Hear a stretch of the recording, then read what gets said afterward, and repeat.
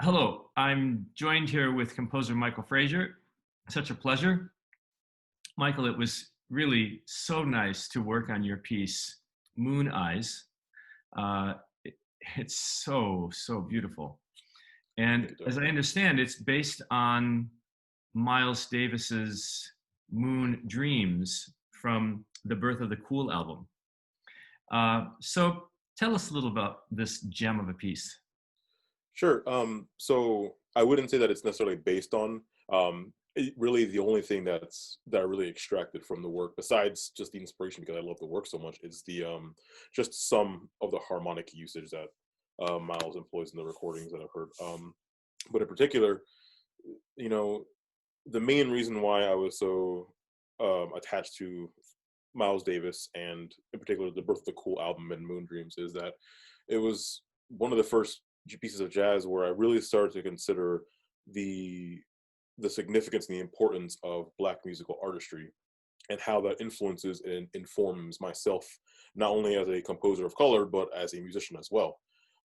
So in being in education and being taught composition for a long time, it's never really reflected on or represented enough of Black musical artistry or even artistry of other cultures. It's really only white male European music and that Absolutely. trajectory. That's what you're taught. But for me, at least, my inspiration and um, the things that I'm most attracted to in music are things that are more closer to me as a person and closer to my own identity, which includes jazz music, hip hop music, soul, funk, things of that nature.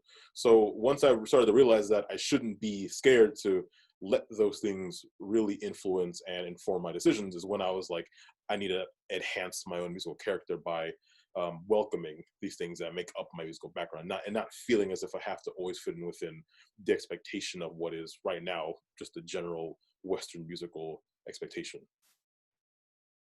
Absolutely. Art is art and music is somehow a reflection of our experience and Precisely. through the lives that we live, and it must be influenced or a reaction to those experiences, and therefore I agree. that's beautiful and appropriate that yet you're drawing on those influences. Yeah, absolutely. Yeah. Well, it's really a gorgeous piece. And, you Thank you. have a very painterly approach to the music. It's very colorful. And you said earlier that you are formerly a bass clarinet player. That's And right. as such, this beautiful ballad, like Miles Davis ballad, um, favors the low tones. You Yeah, know, actually, I would agree. there's no violin. It's viola, cello, Hmm. and bass, and these beautiful button gongs, and the tuba and the trombone and the bass clarinet. And so That's right. the piece feels um, painterly and coming from fluidity and connectivity. Um, it's just pastels, warm tones. Yeah, Yeah. definitely. You do actually make a couple little melodic quotes where you're riffing on some of the little phraselets of Miles Davis, no? That's right. That's right. It's I always try to let like outside sources influence like the harmonic language or harmonic direction. Um, not to its extent, like not entirely, but there are some harmonies or things that I'll pick up because I really like them. But in terms of just melodic fragments or melodic phraselets, as you put, I always try to keep it like very small, just because it influences me on like a secondary level compared to the harmonic language.